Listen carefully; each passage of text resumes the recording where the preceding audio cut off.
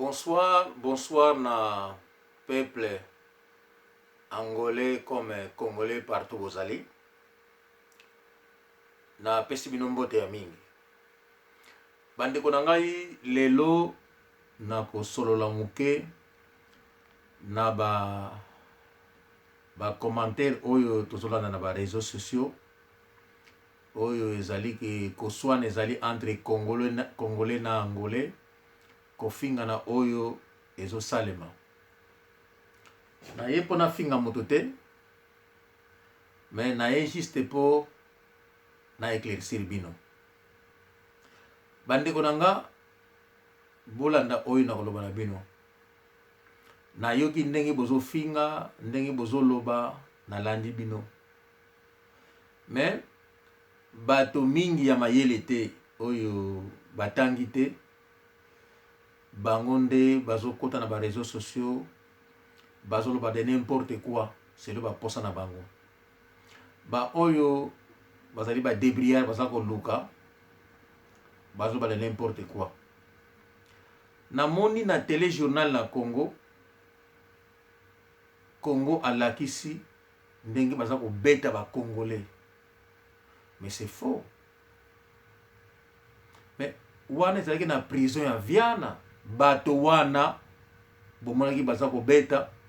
Bato wana ezali un mélange de nationalités. Bazalaki bato oyo bazalaki kokotela bato en Angola en main armée. Et parmi bango, il y a des Angolais, il y a ba Congo, ba Angolais ya Portugais, baza wana.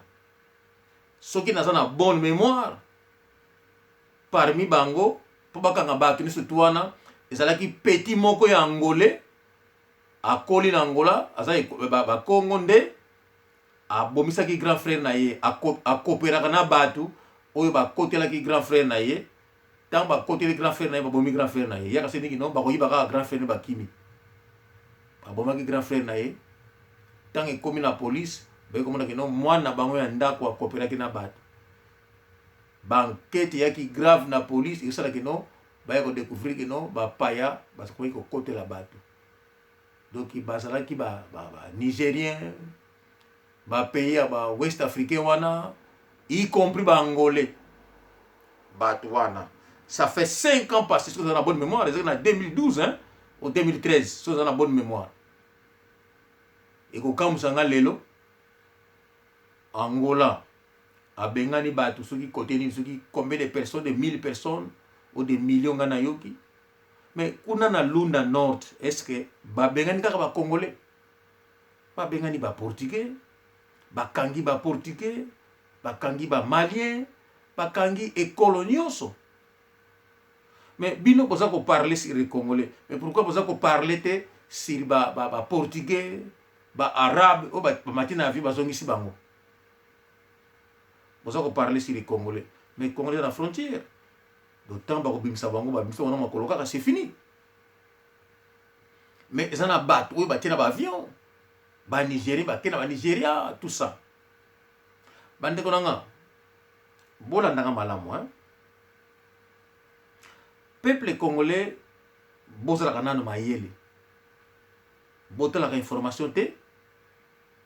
To boyoki makambo, allez, boyina ba réseaux sociaux, bandi ko finga. Muzombo boye, kingandi boye. Nazali te pona répondre ba commentaire na bino, ko finga na bino, mais nalingi na faire comprendre bino. Kagame abotoli Congo. Rwandais abotoli Congo. Ba Rwandais oyo bazokota na Angola. Bino boyebi te bozolobela yango te. Bazokanga bango te. Ba Rwandais oyo bazokota na Angola.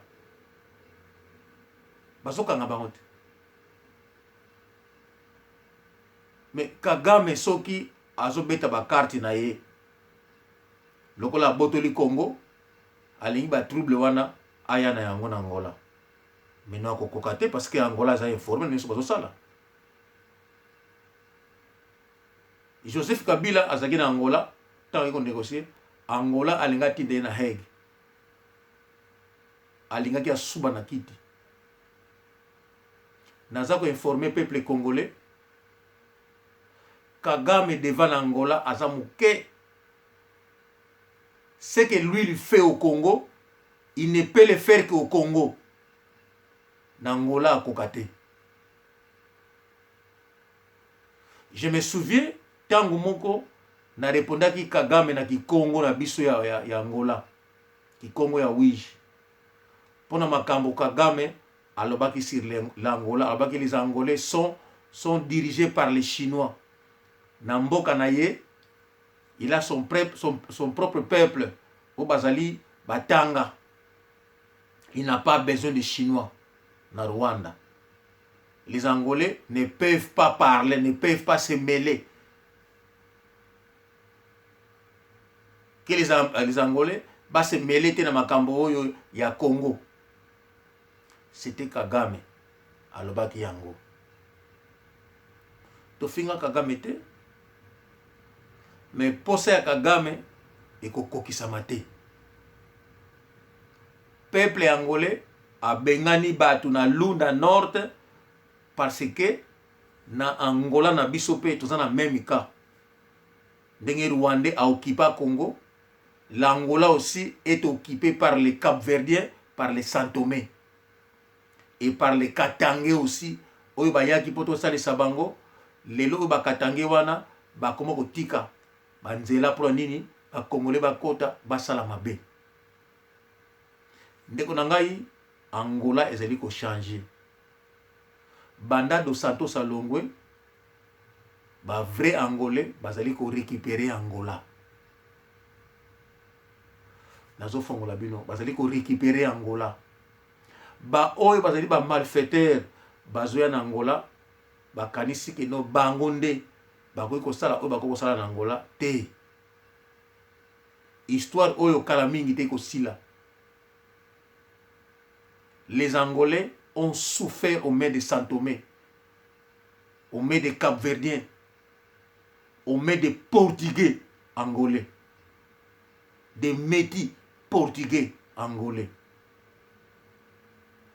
Ba Angolais oyo ba bundi pona ni parti Angola, ba écarta bango. Notre vieux à nous, un homme conscient, Ambroise Lukoki, azalaki négligé, un doyen de l'Impela. Un intellectuel va punir rien à président de la République. Va écarter, c'est comme il n'a rien fait pour l'Impela. Parce qu'à au Congo, conscient, alingi bien Angola. Alingi bien le peuple angolais, un au Congo. A Koufi, ndako na ekutu, a kweko sili sa yangote. Mais un Santomé qui n'a rien contribué à l'Impela, qui n'a rien fait pour l'Impela, azana ba millions, ba milliards na compte na ye. Ndeko Congolais bossa l'attention. Bomé na masangate. Côté la télévision, tout ça ma yelete. Kanga munoko na yo. Ceux qui politique comprennent te. Kanga tika ba oyo ba ko sala politique. Ba wela intérêt en mboka na intérêt na bino. Angolais a teka kama belete. Toko teka mabele jamais. Nazo benda bino matoi. Angolais, azana motema ya mabete lokole ya Congolais, abanda koboma bino pona plaisir, non. Akozwa bino azongisi bino. Soki okei na mboka mopaya, kende tosa. Koya na ezali na bino te. Ndeko na ngai, soki boko continue kaka boye. Rwandais atie biloko na télévision.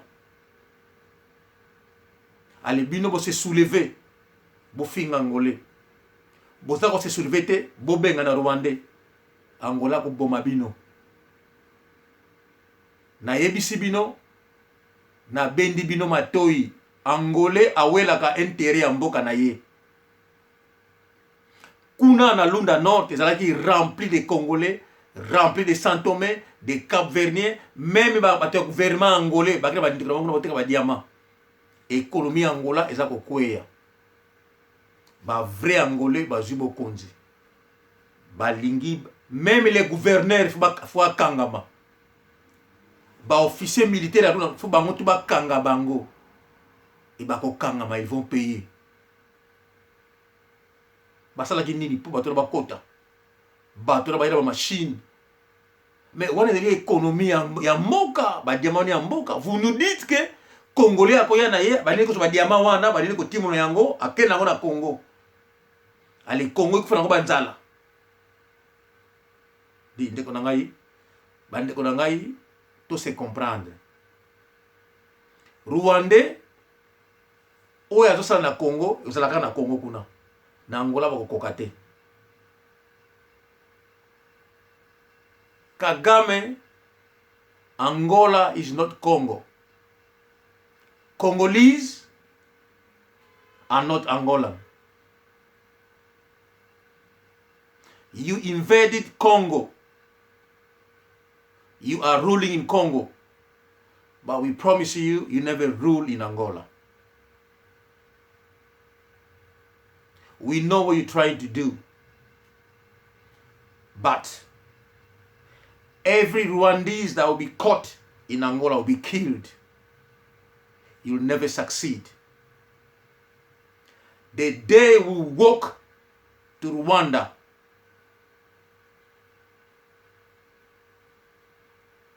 we will finish with you and your people. Remember this. We are not ruled by the Chinese. We are not. We are Angolan. If we come to Congo, you run. And then, if you run back to Rwanda, we will follow you to Rwanda. This is the simple message to you. We know the game, what you're playing, but you're playing with fire. You'll never rule Angola. You're not good enough. You're too small for the Angolan. And it will be Angola that will hunt you and destroy you. Remember this. This is a simple message for you. And it's being sent to you. N'oublie pas ça. Vous jouez avec les Congolais. Mais vous n'allez pas jouer avec les Angolais. Non. It will never happen. We are aware of the Rwandese are trying to cross the border to go to Angola, pretending being Congolese. Those who were born in Congo, bred, brought up in Congo, speak good Lingala, crossing the border, pretending to be that Angolan or Congolese. We know the game. And the Angolan army is keeping an eye on them. They've been to Lunda North, financing people there, pretending to be Congolese, bringing corruption over there. We know about it. You'll never succeed. Now, Angolan are ruling. It's no longer Santomese, Cape Verdeans, or those foreigners. No. Matter of time, you see us in Rwanda. You'll run. Ce qui peuple congolais ont comprendre te, ba yeli bango li solo ya Congo na Angolais, ce qui ya Congolais na Angolais, bozali mbango na ba réseaux sociaux ko finga Angolais. Angolais azali différent en Congolais. Tu accepteras bino, tu seras bino le frère. Mais ceux qui vont exagérer, tu kangi ba frontière na biso, ya Brazil ko zala muke. Tu dois comprendre que non, Rwanda sala ba jena ye. Rwanda ninga sala akota na Angola pour a déstabiliser Angola. Angola ayebi yango. Ayebi nyonso ozo salema. Mais Congolais vanda na mboka na yo. Solo ke na mboka mopaya to saba mboka mopaya. Congolais alesaka moto te, abongisa vie ya moto te. Congolais achangeaka batu te. Angolais ayebi ezaleli na bino.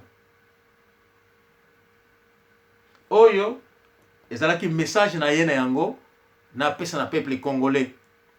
Boyebi te o ezo salema. Mais toza au courant. Good night.